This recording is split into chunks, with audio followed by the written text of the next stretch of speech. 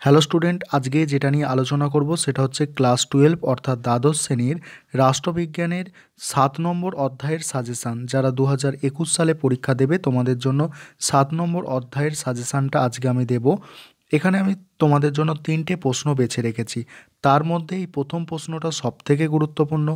আশা করা যায় এই প্রথম প্রশ্নটাই এবছর পরীক্ষায় আসবে, অর্থাৎ ভারতের প্রধানমন্ত্রীর ক্ষমতা ও পদমর্যাদা আলোচনা করো।